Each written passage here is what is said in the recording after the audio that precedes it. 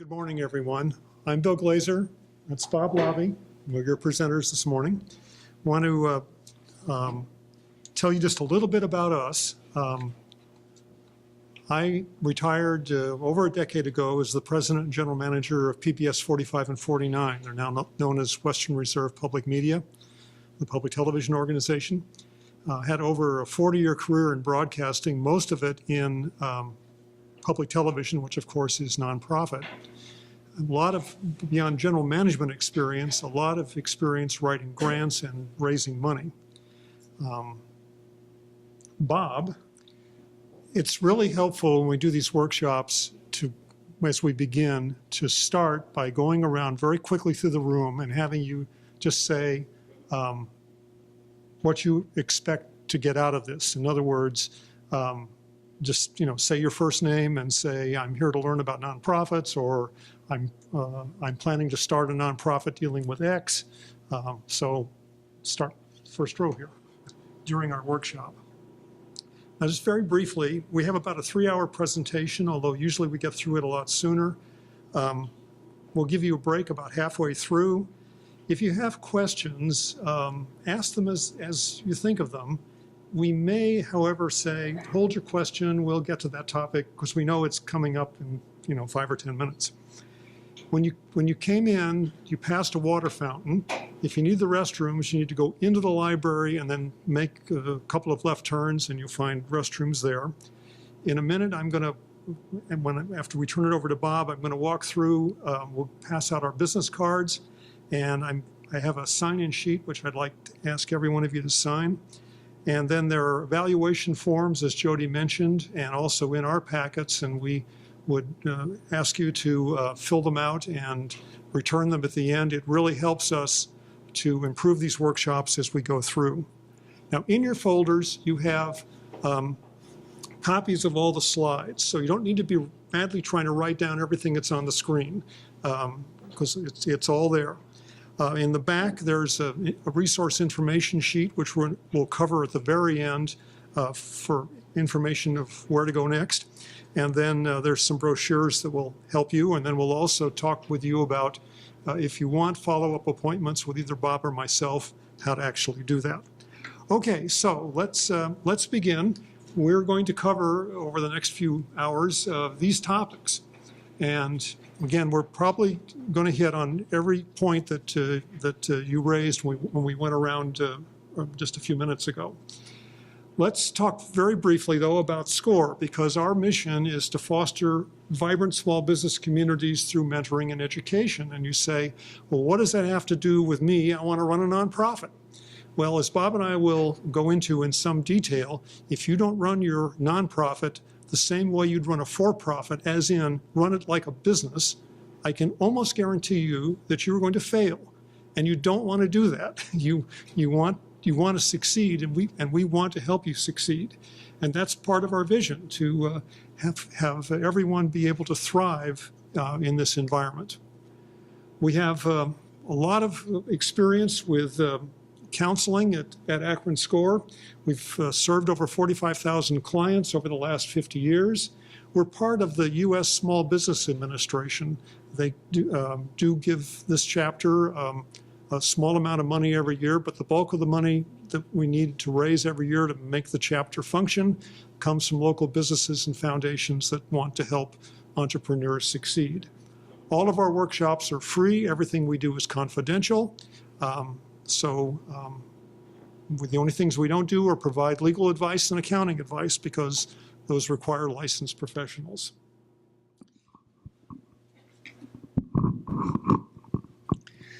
All right, our next topic this morning is how to govern your nonprofit. And as we hinted a little bit earlier, your governing board is the one who really is responsible for your organization. And we'll go through in a lot of detail here the importance of your governing board and how to set one up. Okay, all nonprofits have to have a board of directors or a board of trustees. The two terms are interchangeable. And that's different. If you're running a for-profit, you're running a sole proprietorship, maybe it's a family business, you don't necessarily need a board. The founder can make all the decisions, but it's very different with a nonprofit because you have to have a board. The boards represent the community. They set the policies. They have the fiduciary responsibilities, and they conduct reviews and evaluate the nonprofit. And the board is ultimately in charge. Even if you have a paid chief executive officer or whatever you're going to call the highest paid position in the organization, the board is ultimately in charge. Now, we'd like to spend a couple of minutes going over the difference, again, between a for-profit and a nonprofit. And you've got a copy of this chart in your folder. But let's talk about the Little Tots Daycare Center as a for-profit, where Jane Goodmom owns it, and she governs it, and she operates it, and she has hopefully some employees to help carry out the work of the organization. She's the president. Her husband is nice enough to be the secretary, treasurer, keeps the books, that kind of thing. Very simple structure. But again, the takeaway from this is Jane makes the decisions. She solely makes the decisions. In the case of a nonprofit daycare center, and there are lots of nonprofit daycare centers out there, there's a board of directors. Jane may have founded the Little Tots Daycare Center, but she now has a board, and that board has a president, a vice president, a secretary, treasurer, and in this case, we're suggesting 3 other individuals. They make the policies. They make the decisions. Jane is hired as the executive director, maybe, come back to that in a second. She carries out the directives of the board. So again, do you see the difference there between the for-profit model and the nonprofit model? Jane is responsible for all the employees, not the board. The board's only responsible for Jane. Jane is responsible for any other employees. The board hires Jane. They hire her, they evaluate her, and they could dismiss her, even though she's the founder. And again, that's the loss of control that Bob and I talked to you about a little bit earlier. If Jane does a really great job, and we're going to assume that she is doing a super great job, it's really unlikely the board is going to terminate her, but the possibility exists. And again, not to be a stuck record here, but that's the loss of control. Now, in Ohio, you must have at least 3 board members or trustees at minimum. But your board needs to be large enough to do the work of your organization. And that may be, it might be 3 people, but it might be 7 or 9 or 15. But always make sure it's an odd number of people. And why do we suggest this? That's not a legal requirement, but this is just good governance. The reason we suggest that is because boards sometimes can be deadlocked. And if you have a board of 6 people and 3 people vote in favor of a resolution and 3 people vote against, you can't move forward or backwards. You're stuck. Now, that doesn't mean that necessarily every board member will attend every meeting, but hopefully your board is committed enough that they'll do that. That's why we strongly suggest an odd number of board members. Please do not put your relatives on the board. And also, don't put your really close friends on the board. And the reason we suggest this, again, it's not a legal situation, it's just good governance. If you put your sister-in-law on your board and there's later a divorce in the family, do you think, how committed is your sister-in-law going to be to your board? Maybe not so. And there's no real way you can get rid of that person on the board. We'll talk in a minute about how to do this with your bylaws, but in that case, it's almost impossible to get that person off your board. The same thing with close friends. You might think, well, gosh, I've got this really close friend and they make a great board member, and maybe that's true, but if you've got that closeness and friendship, and by close friends here. We're talking about people who you go to coffee with and pour your heart out. That, those kind of friends, not people that you just know. Do you really think that if you get into an adverse situation, they're going to necessarily speak up for the community or do you the best governance job? The chances are the answer is no. So again, no relatives, no friends. You want term limits on your board. Typically in the Akron area, you might have a board that has the ability for a person to serve 2 3-year terms, or maybe it's 3 2-year terms, and then they have to go off the board. Now again, this is not a legal requirement, it's just good governance, because you don't want people on your board forever. Boards tend to get ossified when that happens. You'll go into a board meeting and someone will say, well, 20 years ago we did it this way and it worked well then, why not do it that way now? Things change over the years. So you want to make sure you have staggered terms.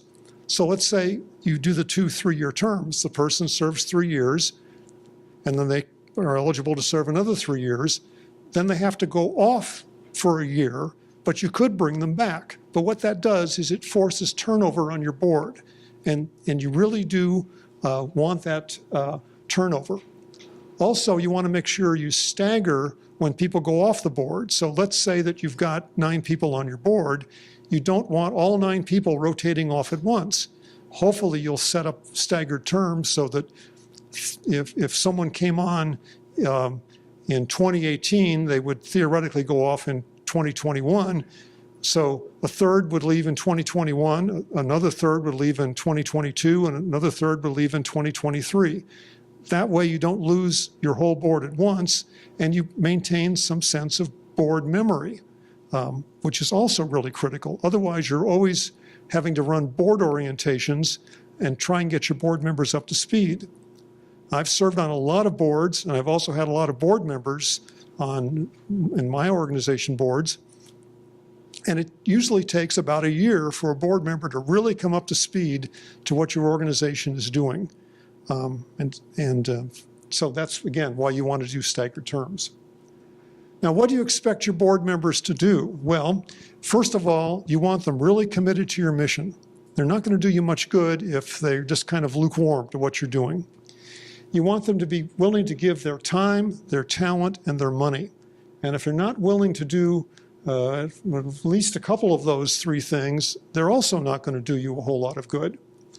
You want them to be able to influence others, meaning that they know other people in the community, and they'll be willing to talk up your nonprofit organization to people that they know. Again, that's the community contacts part of that.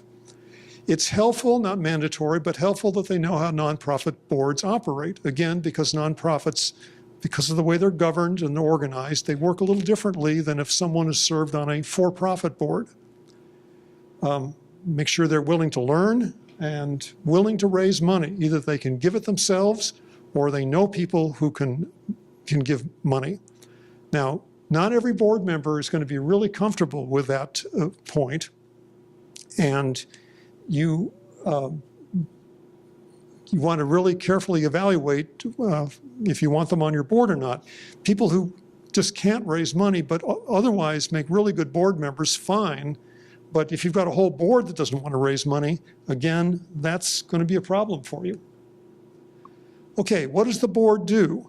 The board governs the organization. It establishes the policies, goals, and objectives.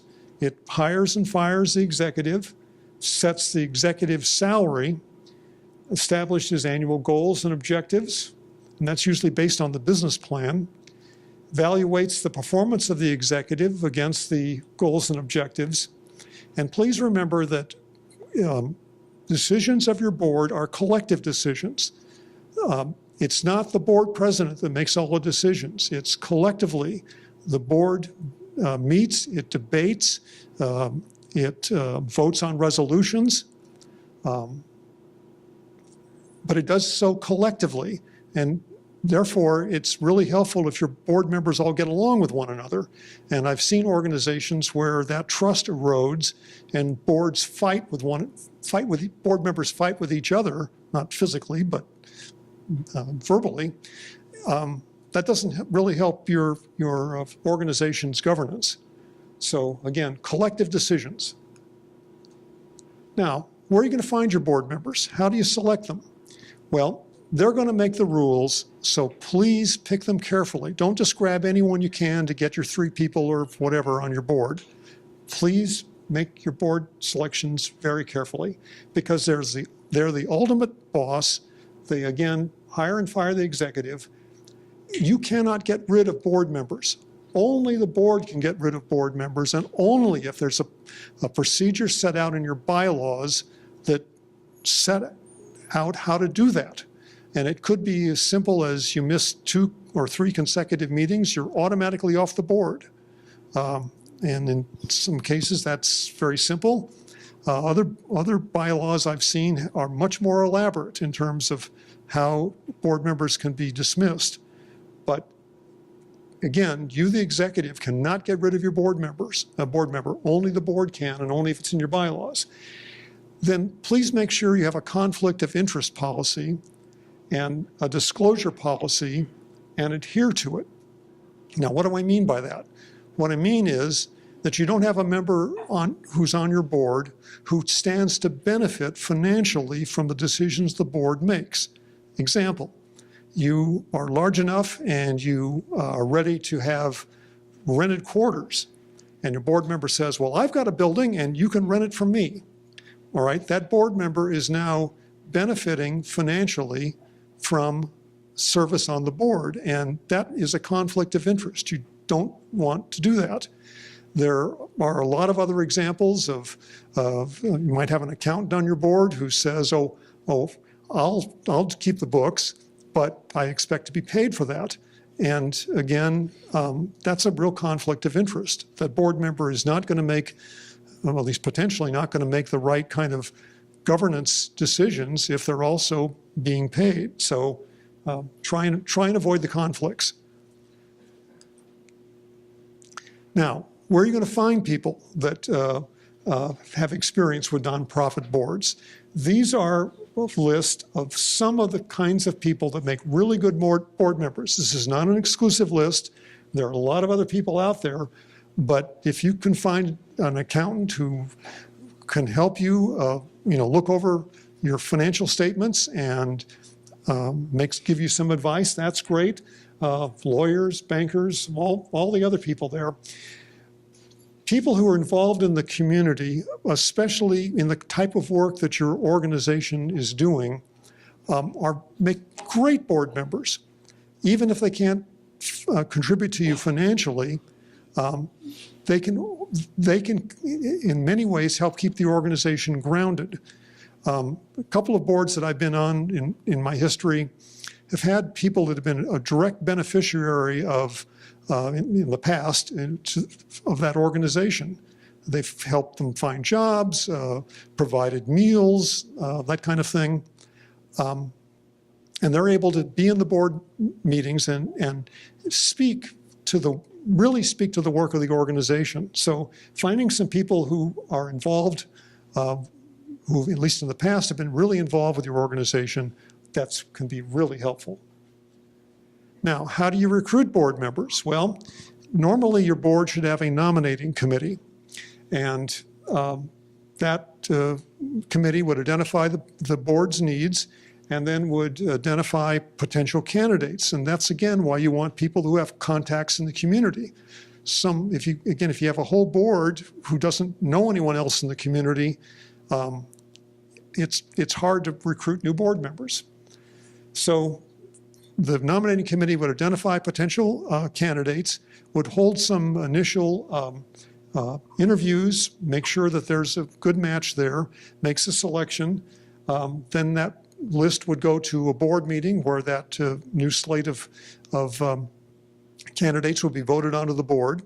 And then it's really important, once those individuals are on the board, or even before, that some orientation be conducted so that the new board member understands the organization's finances and what the mission is, what some of the current challenges are, just the whole range of policy and procedures issues that the board is likely to face.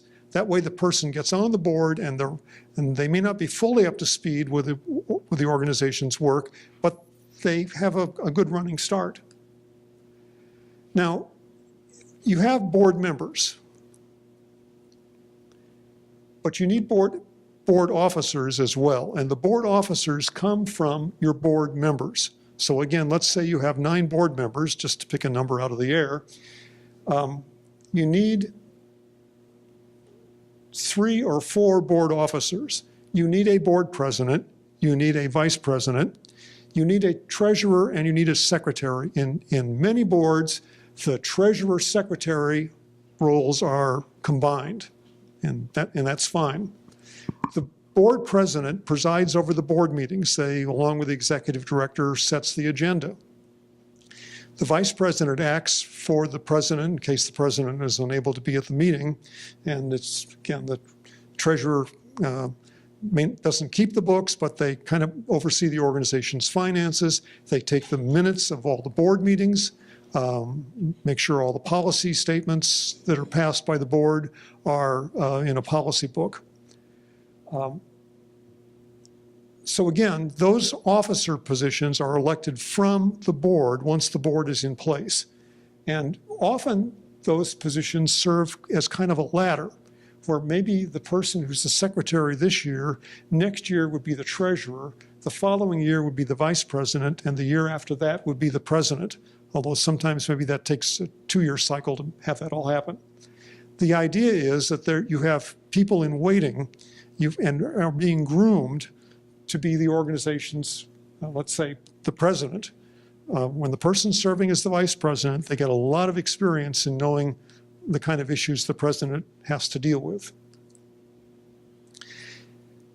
If your board is big enough, you may need some board committees. If you have a small board, say 3 people or even 5, the board can function as a committee of a whole.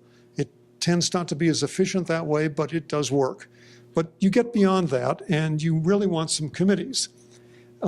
Some committees that are certainly would be critical would be governance committees that deal with finance and audit, planning and evaluation, and nominating. But you might have operating committees that tend to oversee marketing and public relations, fundraising, and personnel. Then maybe you have ad hoc committees, depending on particular issues. You might be in a capital campaign, so you'd have an ad hoc committee advising the capital campaign. When the campaign is done, that committee goes away. The others would tend to be board standing committees. Now again, this works for larger organizations. For smaller organizations, it's not as important. Now, how do you deal with your board members? Well, you clearly define their roles in your bylaws. What bylaws are, very simply stated, are the governing rules of your organization. And you define the duties of each of your officers in your bylaws. There should be a small paragraph which says the president does this, that, and thus, the vice president does, et cetera. And that way, there's no misunderstanding by any of your board officers of what their role really is. Again, my experience over the years, that's where in nonprofit organizations and even in for-profit, where misunderstanding begins, where the roles are not clearly defined. So you want to spend a little bit of time defining those roles. Now, you have meetings of your nonprofit. The board has to meet. I'll say it again, the board has to meet. It has to do it at a time that works for your organization. Sometimes organization boards need to be meeting monthly. Other times, when you get a more mature organization, it might be every 3 or 4 months. We would suggest, and this is not a legalese, this is just Bob and Bill's opinion, that you meet at least 4 times a year. You have to meet annually. The board has to have an annual meeting. That's a legal, that part is a legal requirement. You want to make sure you set the date, time, and place of your meeting well ahead to maximize attendance. There's nothing worse than having, unless you've got some kind of an emergency in your organization, that months go by, there's no board meeting, and then suddenly the call goes along, we've got to have a meeting, how about tomorrow at 4 o'clock? Well, you're probably not going to have a lot of attendance if you do it that way. And then you want to develop an agenda for the meeting. You want to set out all the items that you want to deal with during that board meeting. And if there's supporting material for those items, like a financial report or like drafts of resolutions you'd like adopted, those kind of things, you want to send those out ahead of the meeting. And we'd suggest a week ahead, but it just needs to be before the meeting so that your board members have time to review the material. You don't want to send it out the afternoon before the meeting, or worse of all, have it piled up on the table when the board members come in. You see a stack of paper that thick, and the third item on the agenda is adoption of the budget for the next year. Your board members haven't seen the budget. They're not going to, again, do the best governance job for you. So you want to make sure those materials are sent out well ahead of your meeting. So that's the governance part. Now. Okay, now we're going to talk about management. The two big parts of an organization: management, governance. Just before we get into this, the two pieces are separate, but they must work together, hand in glove. You've got to be friendly. You've got to be supportive. You've got to find a way to make sure that both sides know what the other is doing and why. So they work together, but they're separate, okay? Now let's talk about the person in charge, the CEO. What is that person's role? As we said before, that person answers to the board. If you go back to that very first chart, that diagram where we had Joan Goodmom running the daycare center, when we got to the nonprofit side, you notice that the board was above Joan. The board's above. So the CEO answers to the board. Generally does not serve on the board other than ex officio, has no vote with the board. There are some models of nonprofit governance that go counter to that, but in general, this is the norm. The CEO implements policy established by the board, staffs all board committees. So if you have board committees, even if you don't, and your board is meeting to talk about a particular issue, the CEO needs to be in those meetings, or maybe his or her delegate. For instance, if you've got a large organization, you've got a finance officer, that person can sit in with the finance committee, sit in for the executive. Probably shouldn't be exclusively that way, but you can delegate people from your staff. Then it's the executive's job to implement what the board wants done. Not necessarily personally, but to make sure somebody on staff does. Responsible for management issues, things that take place on a day-to-day basis in the organization. Conducts or supervises all agency operations. Helps develop a personnel manual and obtains board approval for that. Every time I get to this item, I think of school boards. Don't think of school boards, if you ever attended a school board meeting, don't think that's the way nonprofits run. Because they approve every hiree, every salary, all that good stuff. No, in non-for-profits, the CEO does that with the board often, and then gets board approval. Hires, fires all employees. Make sure that they all meet the requirements for citizenship or green card status and all that. There's a form for that. Make sure that they all have the licenses that they have to have. Professional liability is there one way or another. And most of all, the CEO is make sure all the bills get paid. You may delegate it, but that's a biggie. Funny, even though we're dealing with a cause and that's what we're about, it's funny how money becomes a pusher at a lot of points. Now, hiring employees, make sure you get good ones. People who believe in your cause, people who can do the job you want done. Have a job description for every position in your organization. Let me say that again. Every position. The board president, the board treasurer, the board secretary, the CEO, the receptionist, all volunteers should have a job description. Everybody. And then have a salary schedule. For these positions, the salary may range from $50,000 to $80,000, from $17,000 to $24,000, something, a range for each position. And have your board approve that. Train your employees. Train them to be great employees. Train them over and over and over again. If you want your organization to be known in the community properly, train that receptionist, who's ever taking the phone call.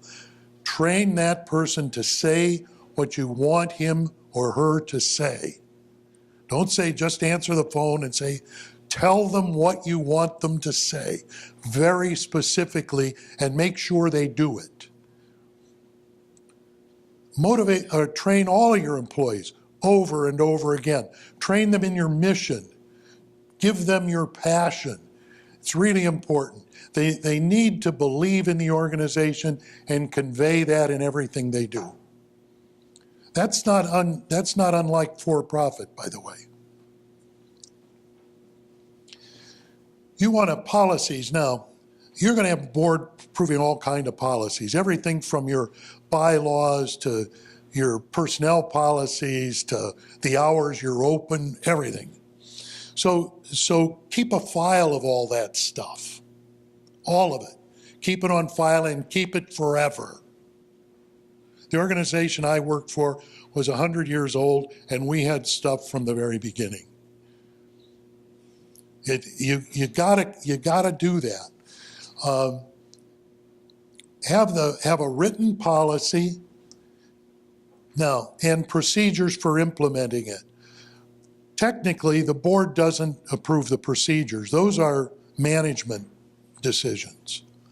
I always found it helpful to give the board a projection of what my procedures for policy were going to be, because I would get feedback. Yeah, maybe you ought to rethink this. Maybe you ought to, or is that the right person? Why? It's really helpful. Your board, again, is working with you, not against you.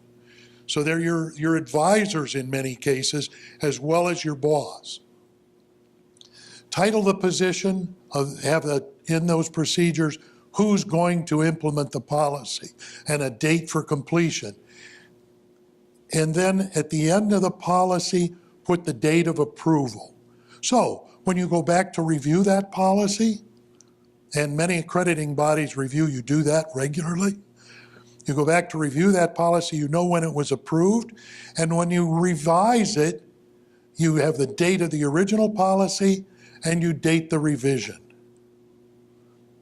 It's really, really not difficult, but it's important that you do it. This is important, especially with startup organizations. Make sure that your personal finances are separate from the organization's finances. Don't be paying bills out of your personal checking account. Separate your finances. Yes, ma'am. What do you do if you had some startup before you were able to, how do you handle stuff that you have to pay out of your personal money for startup? You're laughing. I'm not laughing at, I'm smiling because That happens all the time, and it's almost impossible at that point. How are you going to verify that you loaned the company this amount of money? Well, then it's not difficult. You just do it. Record it, make sure it's recorded, make sure it's dated. Right. Yeah. But make sure as soon as you can to separate that stuff, because it's going to get ugly. It can get ugly real quick and surprisingly so. Yes, sir. Mm-hmm.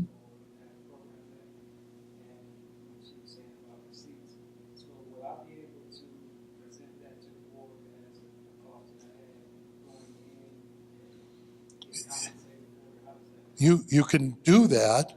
It would be up to your board to decide whether they're going to accept it. Yeah. It'll be up to your board. That's the danger of, that's the danger of doing it. You want to get it separate. Yes, sir. With this issue, isn't it a matter of whether the expenses are reimbursable or not? In other words, if you just put the money in, if you spend it on behalf of the nonprofit, it could be considered a donation, which may be dangerous, or is it that the board or the policies of the nonprofit say this is what we will reimburse you for, and there's a decision one way or the other? Is that right? I believe that would be right, yes. The board has no obligation to do anything respond to anything that happened prior to the incorporation of the organization. So you're taking a risk. Yes. Also, if these expenditures occurred before the 501c3 status is received, they cannot be donations to the board. Right. Right. Doesn't matter.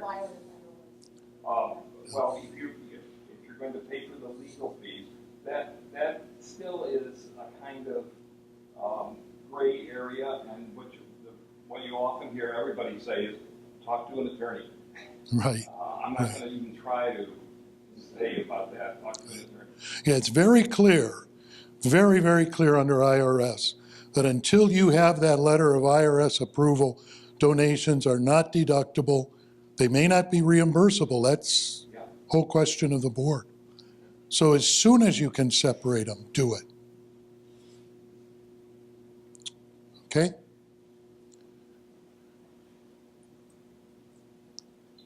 Your finance committee has a responsibility of overseeing the finances of the organization. As Bill said earlier, the finance committee, the treasurer, doesn't necessarily keep the books, but she needs to make sure that the books are kept properly.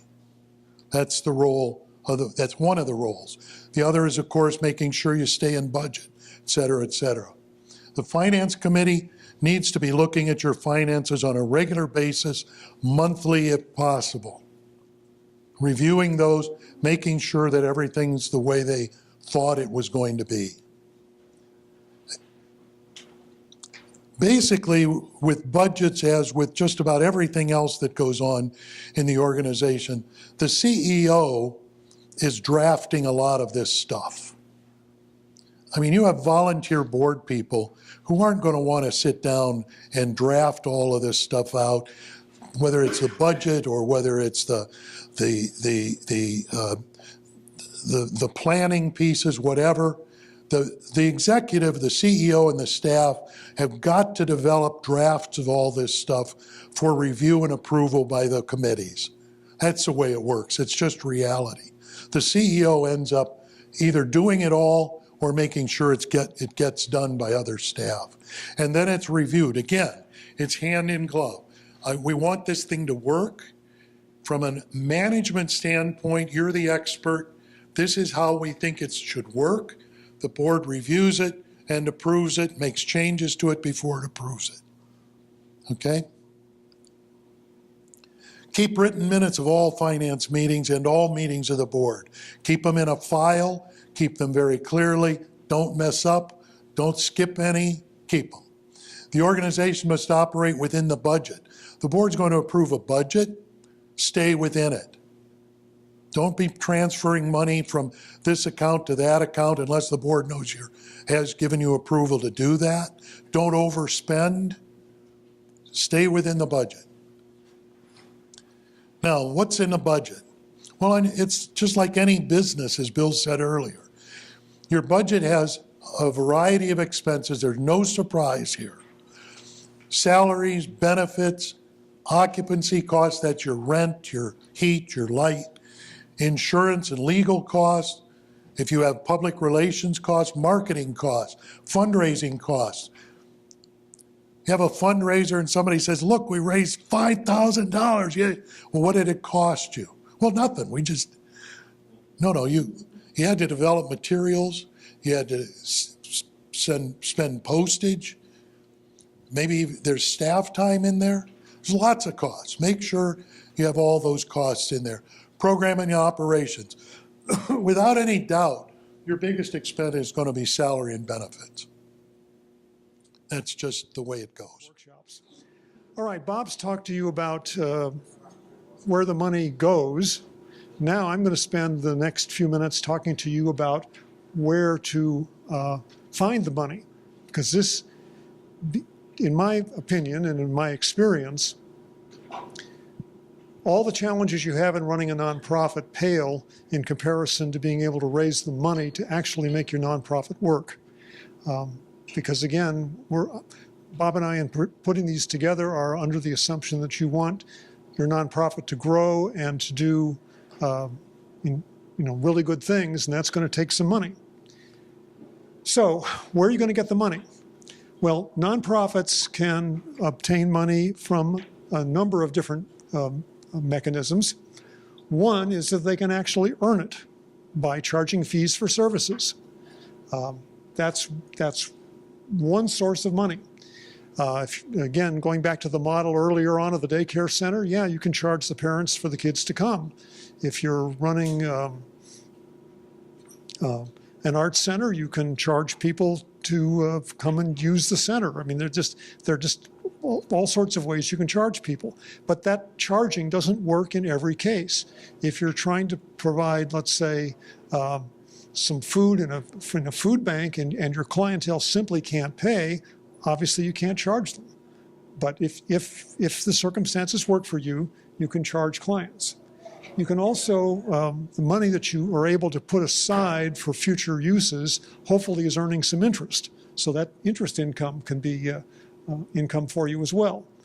Another source of money is donated income, and that's from individuals. You can ask people to give you money from estates and bequests. In other words, someone dies and they put you in their will, or from foundation grants.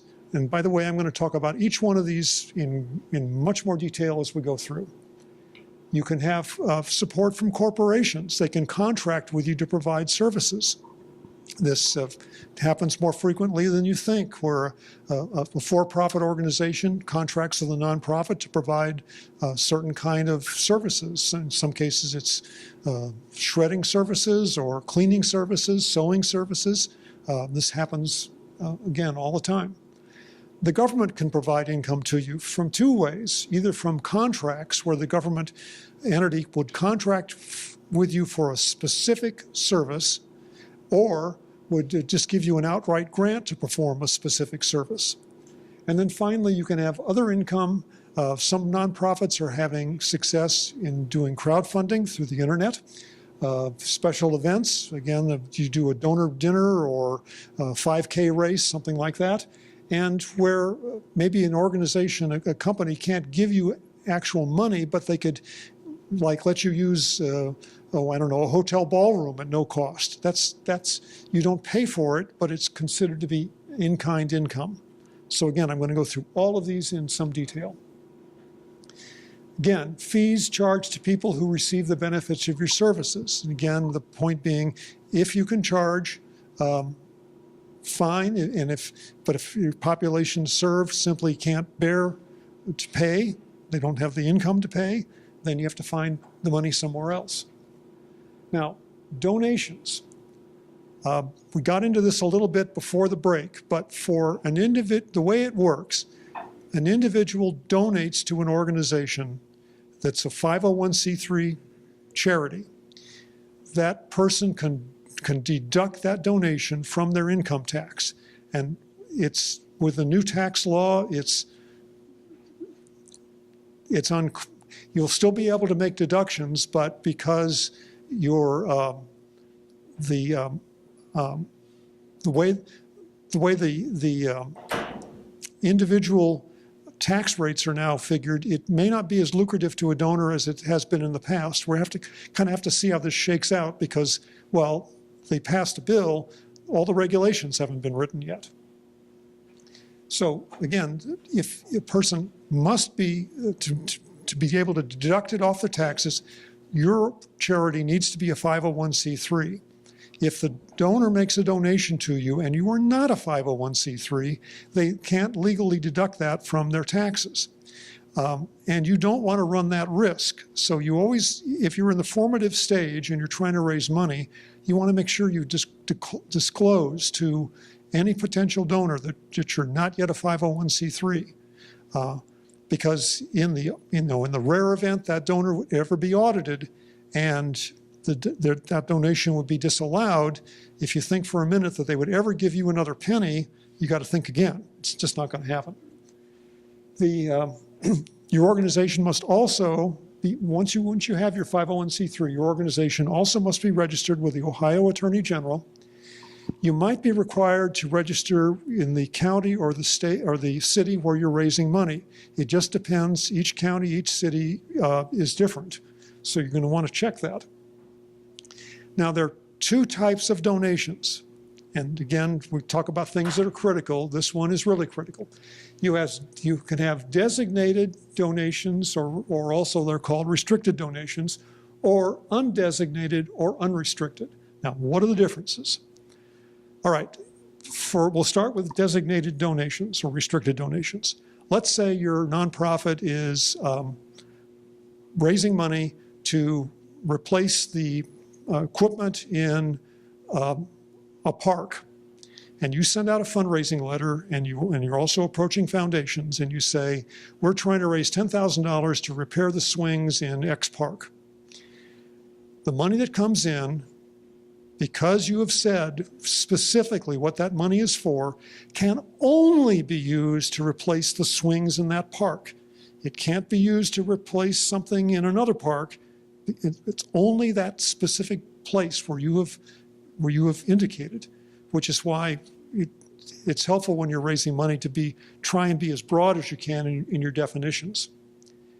On the other hand, if you have unrestricted or undesignated donations, you might send out a similar letter saying, we're raising money to improve the playground equipment in our city parks. Well, by that, you can spend it, you can use anything after you fixed your first park in any other park. Or if you say you're raising money to support our organization and you don't really specify how the money is going to be spent except to support the mission of the organization, you can use it for any purpose as long as it's legal, moral, and within the mission of your organization. It's very important to keep these two differences in mind as you're trying to raise money. Yes. Sure, if somebody said, I have playground equipment and I'd like to donate this playground equipment, donate it to your for that park. Is this good enough? Sure, that's fine. They donate it to you. There's a dollar value for that, which the donor needs to establish through an independent source. You don't want the nonprofit in fact, the nonprofit should not be trying to value the donation. So you get an independent appraiser to say this equipment is worth, let's say, $5,000. That letter goes along with the equipment. The nonprofit then sends a letter back to you saying, thank you for your equipment donation, which was independently valued at $5,000. You, the donor, can deduct the $5,000 off your tax. That's how that works. We'll talk in a minute about acknowledging donations, but the best money you can raise Okay, it's easier to raise money for designated donations, but the best money you can raise is for general operating, because it's really hard to go to a foundation or a donor and say, I'm trying to raise money to pay my accountant or my electric bill. It's easier to raise it, again, to provide swings in the park. But if you don't have, if you can't pay the power company, or you can't fund the cost of keeping your books, your nonprofit won't stay in business very long. So trying to find a source of general operating donations is really critical. And again, when you're doing your budget, trying to do an estimate of how much you think you can raise a year from individuals. Okay, now here's the disclosure requirement.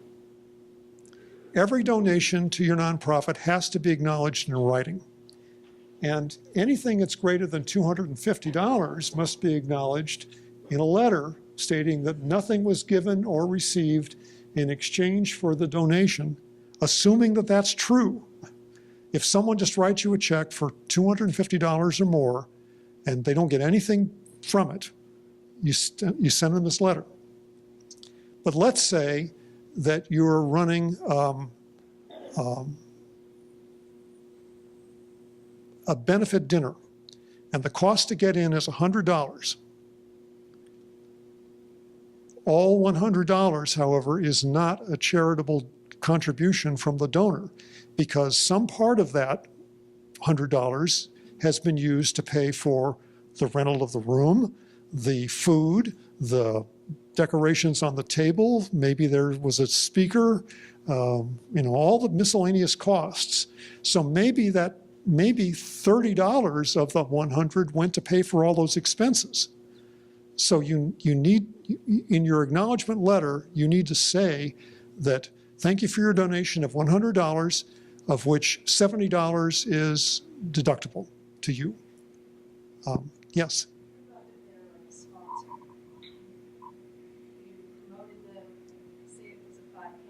Yeah. And they give you $1,000, and then you had signage for them. That's okay. Nothing still was received, but the promoter. That's fine. You can promote the donors. That's fine. Not a problem. And they can still take their donation. Yes. But would you say that? I'm sorry? You couldn't say that, because nothing was given or received in exchange. Sure, because they donated, let's say $500, and they put some signs up. There's no value there. They're just acknowledging their donation. That's no different than the nonprofit putting out a list of, we want to thank our donors, bang, bang, bang, bang, bang. Again, I'm not an attorney, I'm not an accountant, but that's how I would view it. And remember that all of your donor information becomes part of the public record. Someone can come in and they want to see your list of donors. You've got to show it to them.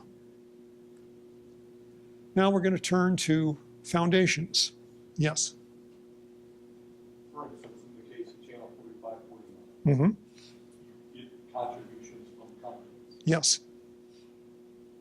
You then give a promotion during your broadcast Right. to those companies. That's right. Did they not receive something in return for their contribution? This gets tricky, but under Federal Communication Commission rules and regulations, any organization giving public broadcasting stations money has to be acknowledged.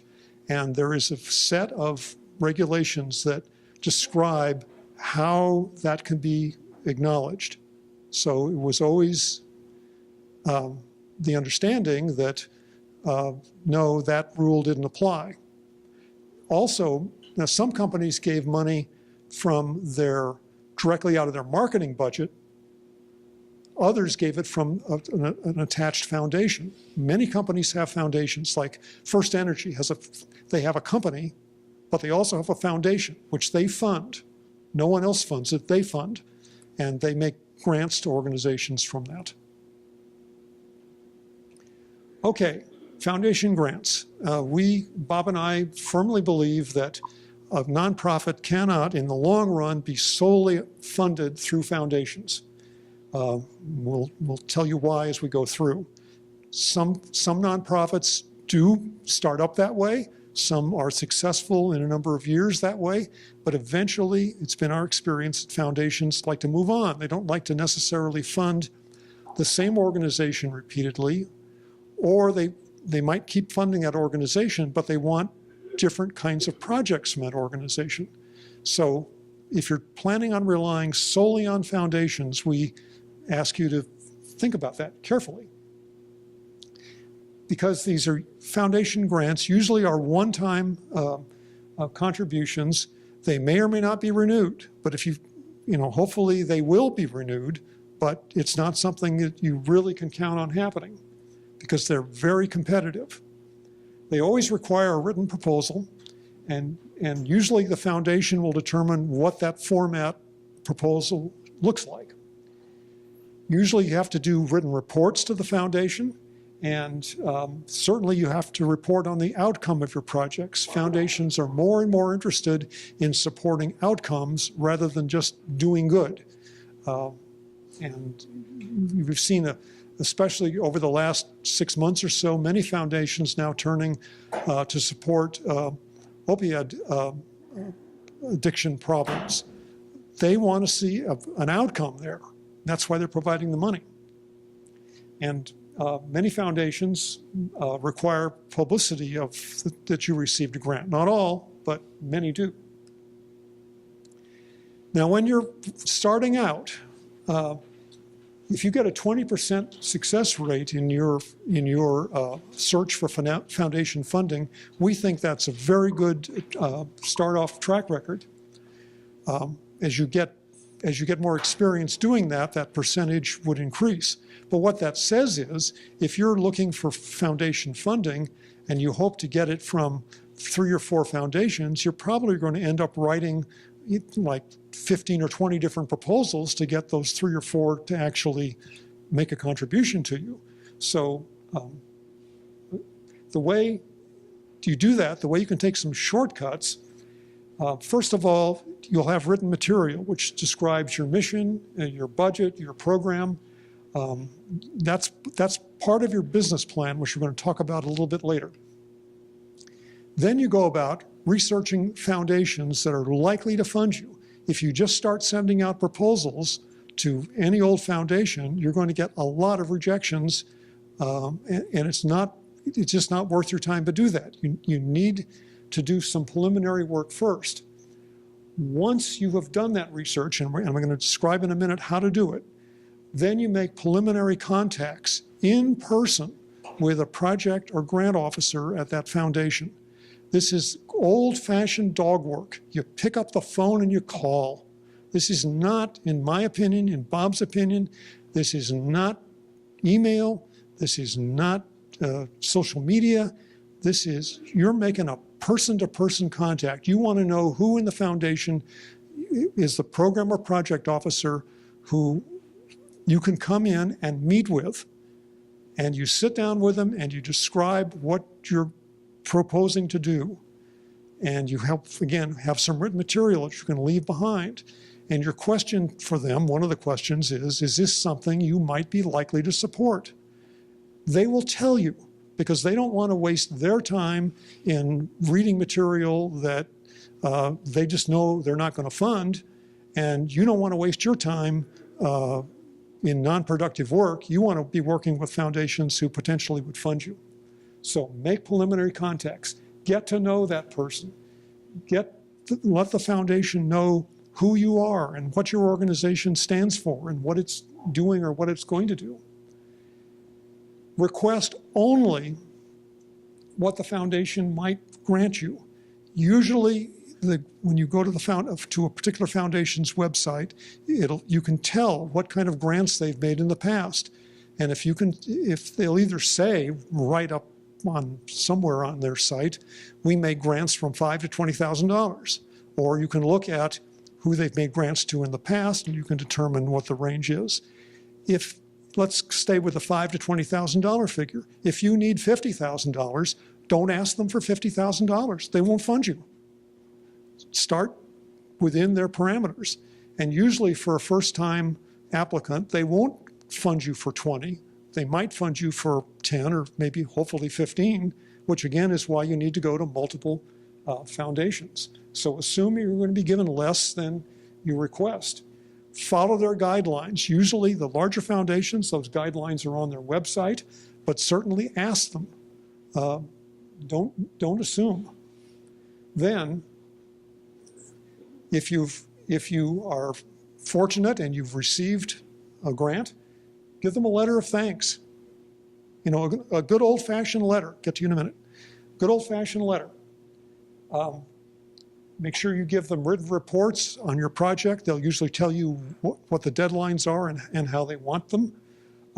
If you aren't successful, it's hard not to take it personally, but don't take it personally. But call up that project officer or that program officer and ask why, and they'll tell you.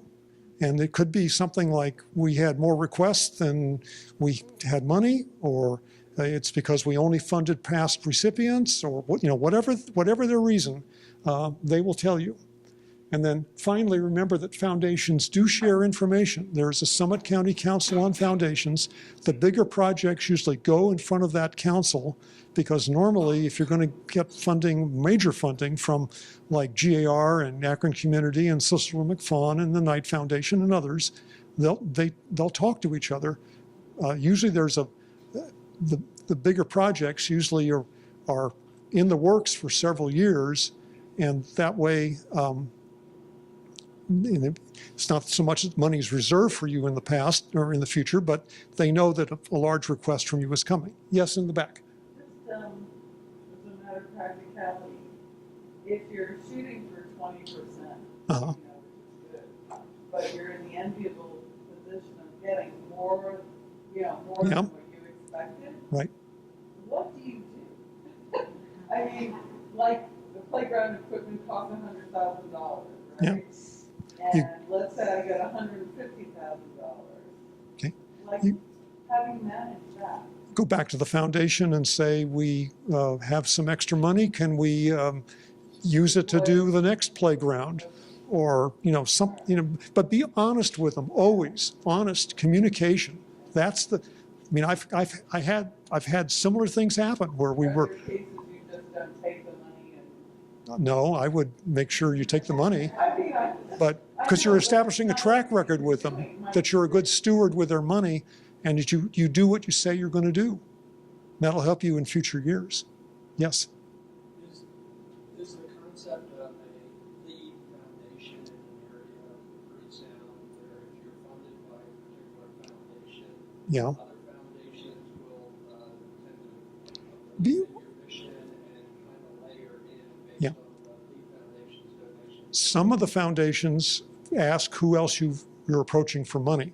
So yeah, that's one that works. Doesn't always work, but that's one I would certainly try. Yes. I would just add to that, if you're thinking of a community foundation as that lead foundation, that's doubly true, because community foundations also have supporting organizations, which are ancillary foundations. Often they may be a family fund that's set up within a community foundation.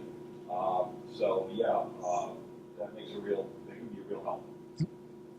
Now, I'm going to talk a little bit in a minute about how to find foundations. Because there are several types, and there's several ways of doing it. But in terms of foundations, locally, we're talking here Summit County, they vary in size from very small to very large. The amount of money that they have to give away. Usually foundations have to give away a certain percentage of their money every year. Depends how big the foundation is, how much money they will have to disperse.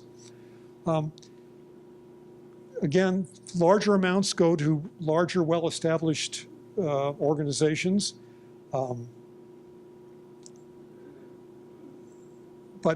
Those are the local foundations. The national foundations are not as likely to fund you because they're looking for national projects that have large visibility. But there is an exception, and that's the Knight Foundation. And the Knight brothers, who used to own the Akron Beacon Journal, They have a major foundation, and that was funded by proceeds from the sale of the papers. And that foundation now makes grants in cities where there were former night newspapers. Akron, fortunately, being one of them. And you'll see in the Beacon Journal all the time of the Knight Foundation funding not only major projects, but sometimes very small projects. So they are one that I would certainly approach. They do have an Akron program officer, and I would go and meet with that person and explain your proposal to them. Now, how do you find foundations? Well, yeah, you can go and type on the internet search engine, and you'll get a list of foundations, but you'll be prodding through every one of them, and you're going to be spending a lot of time, and it's not necessarily going to be the most productive use of your time. There's a really good shortcut that we strongly urge you to take, and that's to search on the online database of the Foundation Center.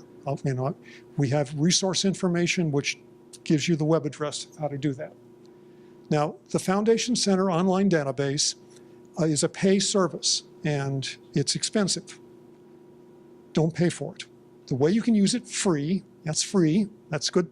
That term is really useful in nonprofits, free, is to go to one of the major public libraries, starting with this one. Up on the second level, they have computers that can tap into the Foundation Center database, and they have librarians that will show you how to use it. And they won't do the search for you, but they can show you how to make it happen. There's a similar service available at the Twinsburg Library and at the downtown Akron Summit County Public Library. You can do your online searches that way. Now, the Foundation Center also publishes in about as thick as the old Manhattan telephone books, the same information, but it's out of date even before it's published, so I wouldn't bother. I'd do it online. So that's the way you can search. What you do is you put in the parameters of the kind of funding you're looking for and geographically where you are. And what this database will do is then pull up a list of foundations that at least in the past have made grants in these kind of areas.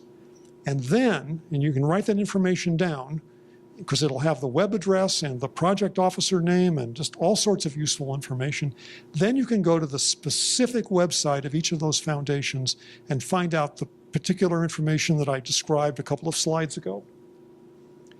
Now, all nonprofits have to file tax returns even though you don't normally pay tax. It's called a 990 form or 990 report. These are available not only through the Foundation Center, through their online database, but also through an organization called GuideStar. And you can access GuideStar at home, free. You'll have to register, but you can do it free.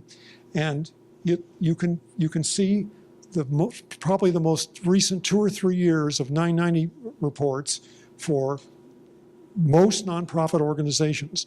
The IRS, when they finish processing the return, it then becomes a public file, and it goes into organizations like GuideStar and also the National Center for Charitable Statistics, and there are a few others. So you can see what foundations have given in the past through that source. There are other ways of finding out information about foundations. Bank trust officers, many small family foundations don't have a web presence. They don't even have an officer. What they have is someone at a bank who distributes the money. And those are harder to ferret out, but they can be a really useful source of money to all of you as startups. Read things in the paper and online. Event programs, if you go to the symphony, you go to the art museum, you go to some kind of art things in the park, they often have programs and they often list their donors. And that's a way of finding out, again, organizations that have donated money to organizations.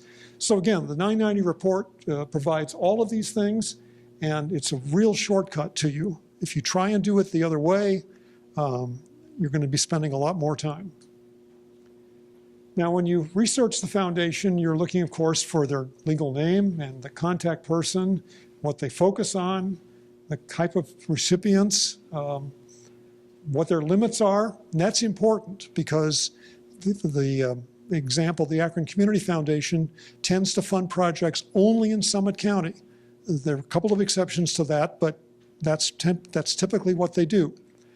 It's sometimes people who are south of the Summit County line say, well, you know, there's Cleveland up there and they've got all sorts of money. Let's go to Cleveland and get a grant. And I've got to tell you, both from personal experience and just from knowing the lay of the land pretty well, that's probably not going to be productive for you because the Cleveland Foundation, again, typically will make grants only in Cuyahoga County. The Gun Foundation sometimes is larger geographic scope. So again, doing that kind of research so you're not wasting your time trying to approach organizations that just won't fund you. Now, again, there's exceptions to this because occasionally, example, the Cleveland Orchestra performs in the summer in Summit County at Blossom. That organization does attract money from Summit County, from foundations, but specifically for events happening at Blossom. Or the same thing with Apollo's Fire. They perform a series of concerts in various churches in Akron. They're based in Cleveland, but they do perform here, some of their concerts in Summit County. And they're able to attract money because, you know, specifically for their performances in Summit County. So pay attention to those geographic limits. And again, what kind of support? Some foundations love capital improvements. Some won't fund a capital cost, period. It just depends.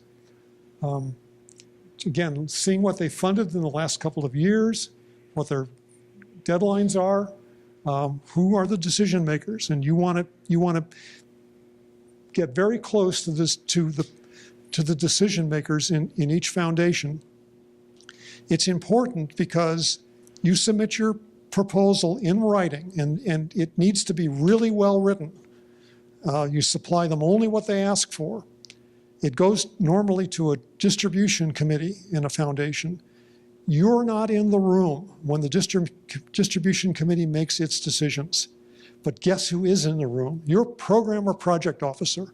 And if you've made a good impression on them and the distribution committee is really on the fence about do they fund you or do they fund somebody else, and they ask the project officer, well, what do you know about this organization? And they can say, well, I've been out to see them and they're really doing good work and, you know, whatever. That often can make the difference between getting a grant and not getting a grant. And that's, again, why you want to have a good personal relationship with people at the foundations. So what do you put in your proposal? You describe your organization, you describe your request. How much are you asking for? You put that right up front so they don't have to wade through to figure that out. How are people going to benefit from the grant? If they ask for 20 copies, send them 20 copies. Don't send them 19, don't send them 21. Make sure you include your 501c3 determination letter. They're going to want to see that. And if they don't ask for things, don't send it because it'll just get thrown away. No point in burdening them with that. Now, foundations sometimes make straight grants, but sometimes they make challenge grants. And a challenge grant is given when a stated challenge has been met. So you might be applying for a $25,000 challenge grant from a foundation, and they might say, well, fine, we'll give you $25,000 if you can raise another $25,000. And once you've done that, we'll give you the $25,000. That allows a foundation to help validate your impact in the community.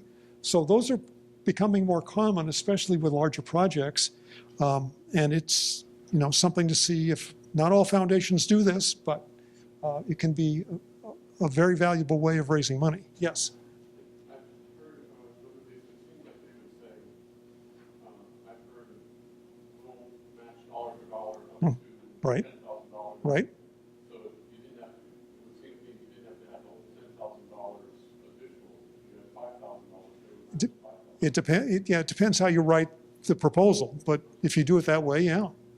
But you have to decide what you want going in. You can't, their foundation is probably not going to let you be too loose with it, as you're going through. Now we're going to turn to contracts, and these can be either from the government or from private organizations, meaning businesses. And that's an agreement by a funder to buy a specific service or product at a specific rate during a specific period according to specific requirements. This can be, especially if you're doing counseling, they agree to pay you so much per hour of counseling. Or if you're providing some kind of a product or service to individuals, it's how many units are you delivering, or how many people you've served. These can be competitive, they can be time limited, and they may or may not be renewable. They always require a written proposal, and usually that's in the form of a request for proposal that they will publish sometimes in the legal section of the paper, sometimes on their website. They might require you to come to an organizational meeting to really learn about their organization and what their needs are. There's usually a time lag between the delivery of service and payment, and Bob talked about that a couple of hours ago. So let's say you're doing counseling, and you do it in January, and you bill it, okay, the month ends on the 31st. Let's say you bill it on the 2nd of February. It might take the government entity 30, 60, or 90 days to process that. And then you get your money. So again, it's not usually isn't instant money, which again goes back to why you need to have a surplus of money to handle that kind of thing. Usually there's a list of specific requirements. They're open to public review. And sometimes what you create in one of these projects becomes part of the funding entity. It belongs to them. Not always, but that can happen. Then starting out, you're probably not going to get a federal contractor grant. I mean, you can look for them. There's the Federal Register, which does list all the federal projects. But probably you're going to be more successful getting something from the county. The county gets money either that they raise through their own taxes or from the state. The proposals can be more complicated because it's public money that's involved. So therefore, there are probably going to be more hoops to jump through. And it's helpful if you have political contacts. It doesn't mean you have to make political contributions, but it's helpful that you know the lawmaker or you know someone on their staff. And again, the way you do that is to pick up the phone, call them, explain what you're about, and you go in and meet with the staffer. Virtually all the legislators have staff members who deal with these kind of issues, and it's good to know them. So what I would do would be to start with the lawmaker who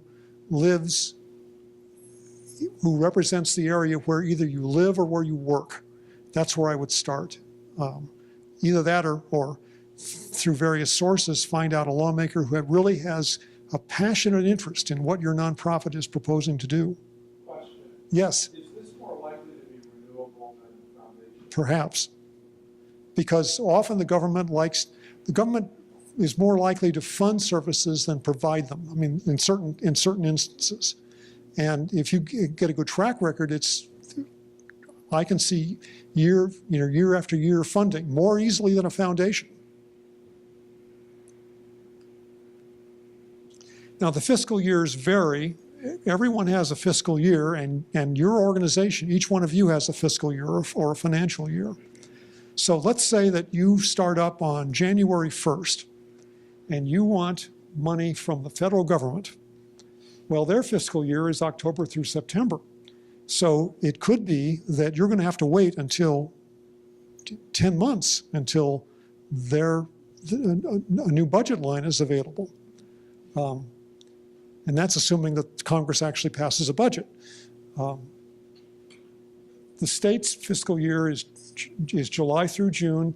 Generally, the cities and counties are January through December. Keeping this in mind because that depends on when the grant cycles open up. So that, in a nutshell, is funding. And as I say, it's probably going to be your biggest challenge, but it also can be your biggest reward because without money, you really can't fund your mission. So any questions about this? All right, if not, we're going to turn it over to Bob for the next to the last section, which is now that you have all this and you haven't fled the room, you're still interested in starting a nonprofit, Bob has information on how to do that. We did lose some people.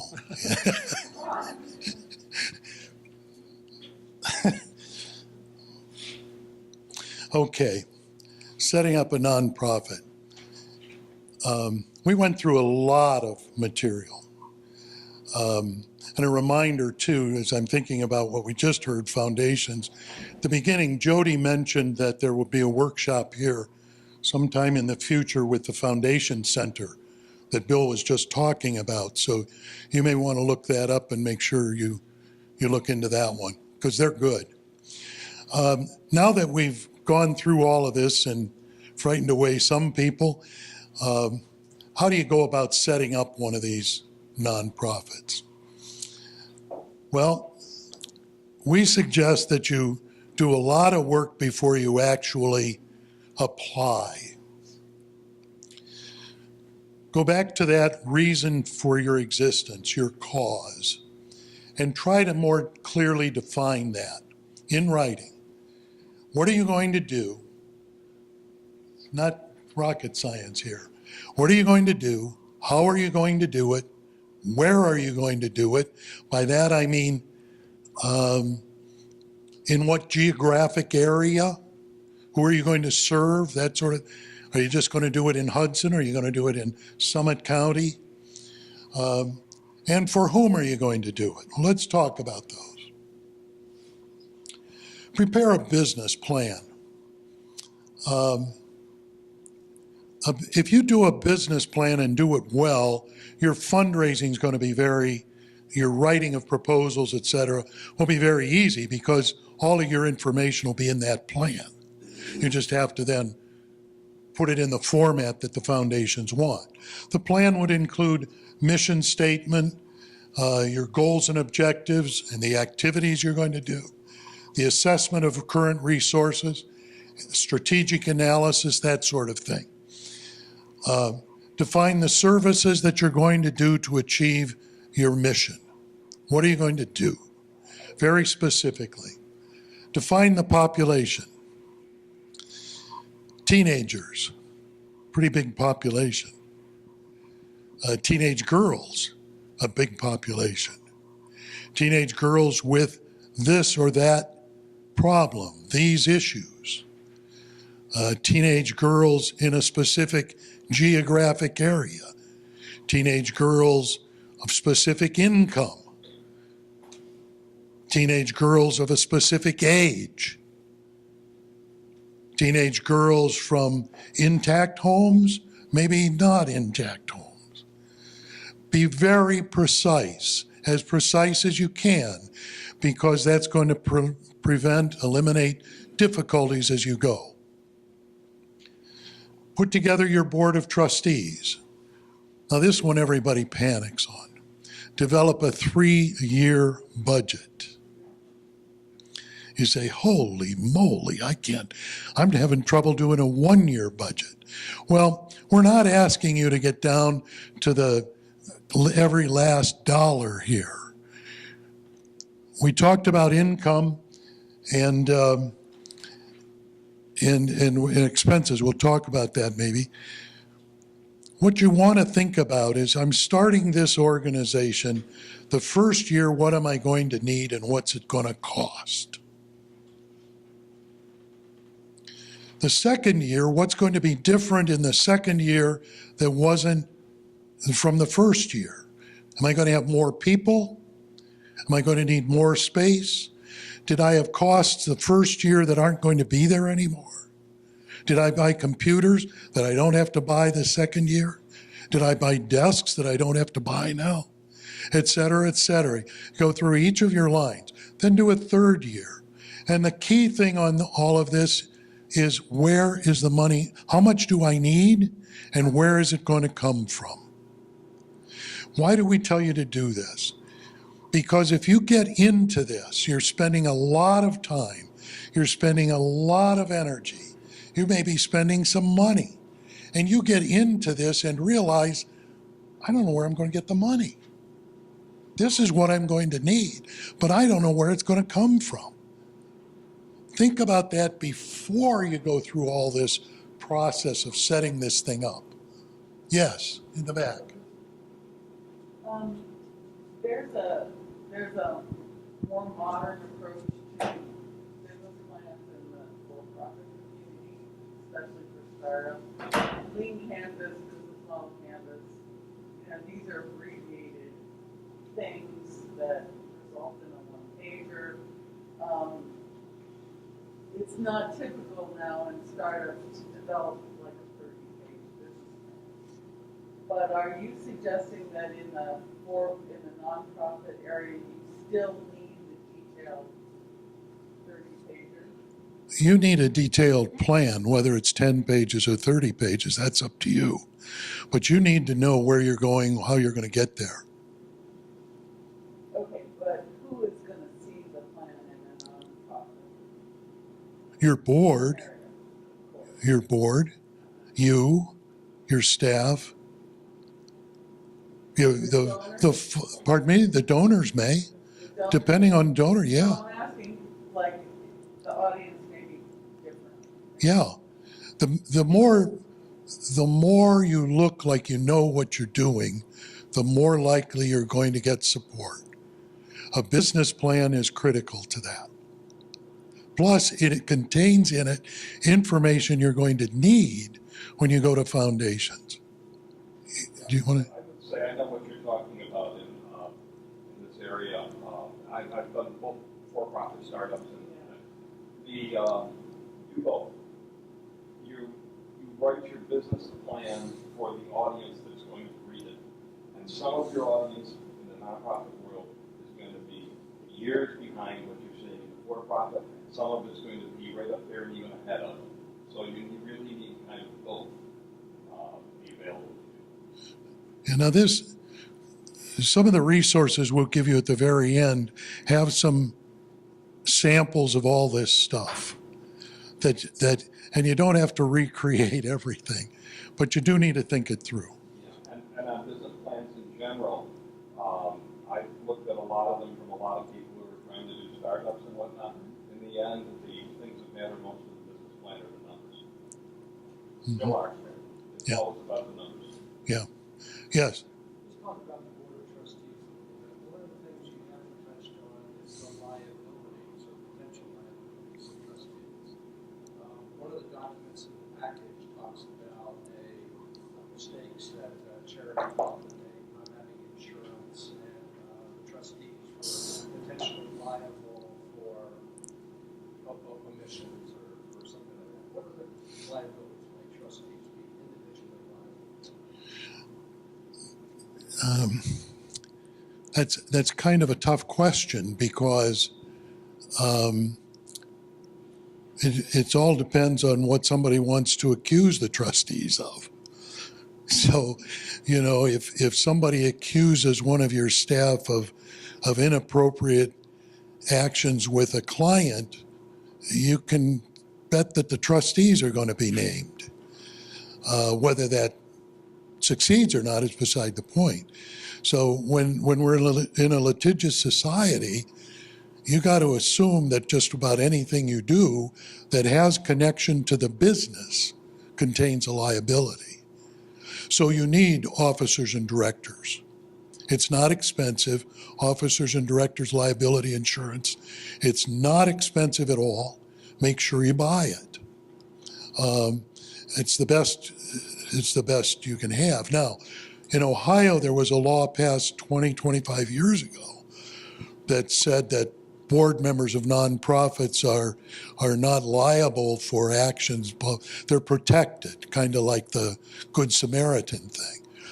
To my knowledge, that's never been tested. So I would buy the insurance. It's very inexpensive. But it's a good question. I'm glad you asked it.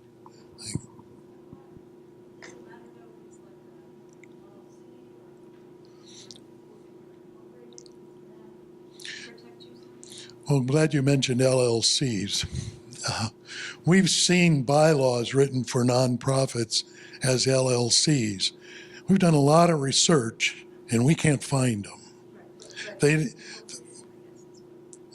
You're incorporated as a nonprofit entity in Ohio. So your corporation is the organization. So I'm not sure. But it separates you from personal liability. Well, yes, but attorneys aren't going to buy that. You're going to be sued. Right. Depending on the situation, you got to assume that you're going to be accused of something that you need to defend. So the best approach is to simply make sure you get the insurance as an organization. It's not individual insurance we're talking about. We're talking about the organization which covers the individuals for actions committed in the function of the duties for the organization. Now, if somebody goes off on their own and does something not connected to the organization, you might get named, but that's an attorney's thing to deal with, insurance and all. Okay. Yes. The corporate veil, the entity that we're forming, is it similar to a C corporation or is it a C corporation? It's a nonprofit corporation. And what is it called? We know LLC, we know C corporation. Is it called nonprofit? Yes. Now, again, we've seen attorneys draw up documents for filing to the IRS for nonprofits as LLCs. Doesn't work. They're not LLCs, they're nonprofits in Ohio, yeah. I just wanted to make a comment, what you were saying. Very often you're going to hear, talk to an attorney who's experienced with nonprofit organizations. Absolutely. Not just a general run-of-the-mill attorney. Absolutely. Absolutely. And all attorneys make mistakes too, so, it just happens. So, okay. Again, we're still on this topic of how do you define who you are and what you are. Defining your mission, research the community. This is before you're filing all this stuff. Research the community. You know now, you've written up what you want to do. You've got that solidly in mind. Research the community. Find out who else is doing anything similar to what you're doing or the same thing. Is there any organization you can partner with? If it's already out there, you don't want to do it again. If you can partner, if there's an organization doing something similar to what you do or closely related, and you can partner with them, strengthen their organization, get what you want, everybody loves that. And believe me, the funders love that. You don't have to go through all of this stuff with running a board and all that. You're partnering, you may not have to do all that.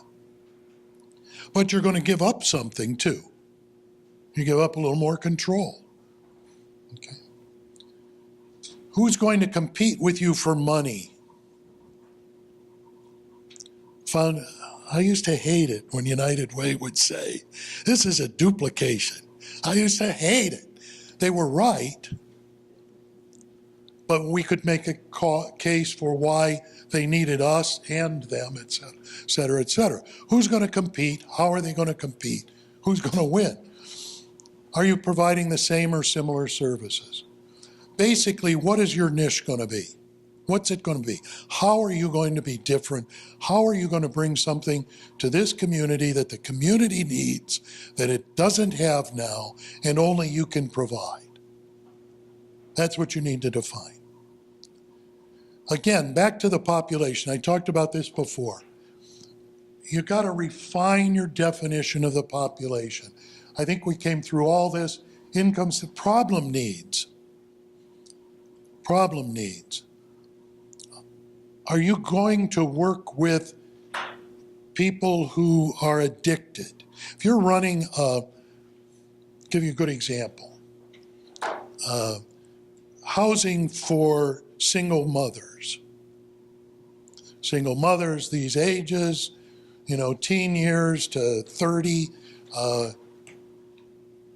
no more than 8 kids, something, What about drugs? Are you going to be able to work with addicts who are single parents trying to raise their kids? And if so, under what circumstances? You've got to define this as clearly as you can. Where will your clients come from, and how will they get to you? It's one thing to talk about, I can provide this service to this population, but if they can't, A, find me as a legitimate service, and B, can't actually get to me, what good is it? How are you going to make contact with them and determine the qualifications of the staff you're going to need to work with these folks? Very, very important. 3-year budget, we talked about this. I don't know that we need to get too much into this. Your startup money needs, how you're going to get those, your annual expenses, sources of income. When you get down to income and where it's going to come from, be as precise as you can. Don't say foundation grants. That's meaningless. Which foundations? How much do you think you can get from them? Foundation grants, government grants, means nothing. But if you can get specific, and I'm going to ask for money from these foundations, et cetera, you're in much better shape. Once you've done all that, you know who you are. You say, man, I've gone through all of this. I've been to that workshop by these 2 loonies up in Hudson. I still want to do this. I think I've got a good thing going. I know I can get money. I know where I think I have a good idea where I can get it. Then you need to do some filings. You file with the Ohio Secretary of State. They will want a couple of things, the articles of incorporation and the availability of your business name. All that can be done online. The application, the form for the articles is online. You can research the name of your organization online. It's all done, not a big deal. It's a 1-page item, the articles. Yes. I read that you could get the filings, 501c filings tax expedited, pay the fees. Is that true? Does that get you your status quicker? Well, that's down a little ways. Let me come back to it. After you've done this, you file with the Ohio Attorney General for a right to solicit funds. And you have to do that every year. Then you get to your question. There is a fee. You got to pay it. You got to pay it. So you can't expedite anything. I'm not quite sure. If they say this is the fee, you got to pay it. It's not going to happen unless you pay it. It's not going to move it any quicker if you pay it, because everybody's got to pay it. Am I missing something? Well, he's saying there's a basic fee and then there's a potential to pay a fee to expedite. No. There's a fee. The fee varies depending on the kind of application you're making. Okay, if the smaller application, the fee is less. So there are, it's generally the form is a 1023. It's a form maybe 25 pages. But you can probably file the 1023 EZ, which is a smaller form. Bill, I don't know the fees. Do you know the fees? $250 for the EZ. The other one's more than that, I think.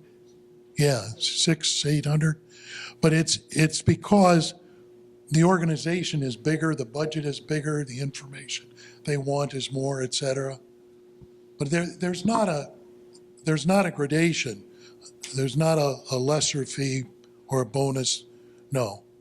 And remember, there were 79,000 filed last year? Okay. Yes, but not very many. Not very many. The question is the time. But 90 days, you should be able to get it back if you do it right. If you do it correctly, if you do it completely. Yes. Question about the denial. Yeah, but most of the denials occur because you're filing under the wrong section of the law. You may not be a 501c3, I forget all the different letters, but you have to make sure you're filing. For example, political organizations don't file as a 501c3, they file under another number. C4. Yeah, thank you. Yeah. Yeah, but we're talking about a 501c3.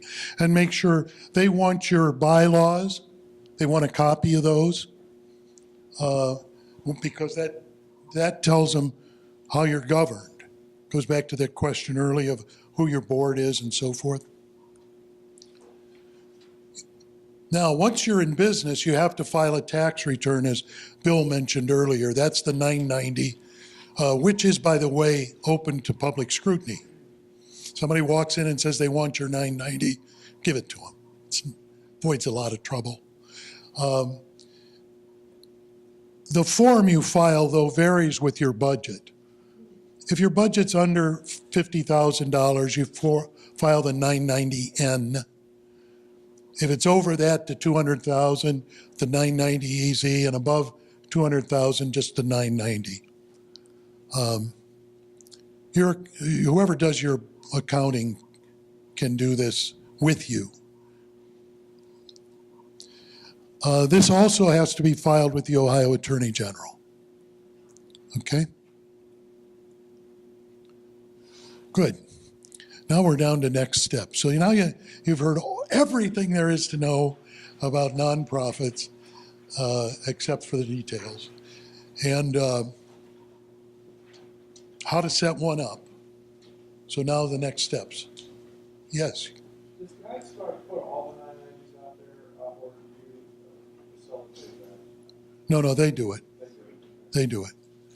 So if you want to know an organization in town, something about them, you go to GuideStar, put in the name, it'll give you the 990, tell you what they're paying their people, et cetera, et cetera. Bill? Okay, we are nearly done, and let's go through very quickly the next steps.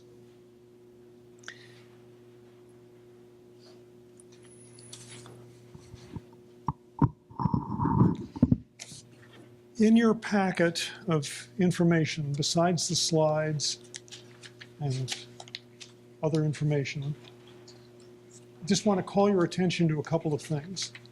One is the sheet in here that says our legal clinics mean business. Akron SCORE partners with the University of Akron Law Clinic, and if you're interested in low-cost legal advice, I think it's $300. Will get you an hour, if you will, free, and then I believe it's 8 additional one-hour sessions. It is with their more advanced students, but it's reviewed by a licensed attorney who's one of their faculty members. And so if you're to the point where you want that, you want to give them a call. You want to talk to Gary Spring, who's the person behind all of that. Then I want to call your attention to a sheet that's called Nonprofit Resource Guide. And in it, there's information which will be useful to you. One of them is links to 2 of the books that we have come to rely on in not only putting these workshops together, but in helping clients work through various issues with nonprofit organizations. These books are both available at the library, at virtually any library. Setting out, I would not buy them. I would check them out from the library. If you like what they have, then yeah, you can buy them. The nice thing about them, the earlier editions have CD-ROMs in the back. Now it's just a direct link to the internet. They have virtually every form you're going to ever use. You want that example of that donor acknowledgement letter? It's there. If you want to know what bylaws look like, it's there. And in fact, you can pull the form up and actually use it. And there's a bylaw outline, and you can put in the information that's unique to your organization. But after you've done that, I would advise having an attorney review it. Information about where you can find examples of business plans. Here's the information about the Foundation Center, including their web address, GuideStar, information about federal grants. On the back side, information, again, about the legal clinic, the Secretary of State, the IRS, the Nonprofit Resource Center at the downtown Akron Public Library. Also, a link to the BVU, the Center for Nonprofit Excellence. We partner with them. They're located in downtown Akron. They're also in downtown Cleveland, and they also have access to the Foundation Center online directory, and they offer a lot of different workshops. So that's our workshop. If you are interested in one-on-one counseling sessions with either Bob or myself, they're free, they're confidential. Then what you need to do is call Jillian at Akron SCORE. The phone number is on the business cards that we passed out, and she will get you scheduled when one of us is in the office. We do need to ask you to make appointments in advance, however.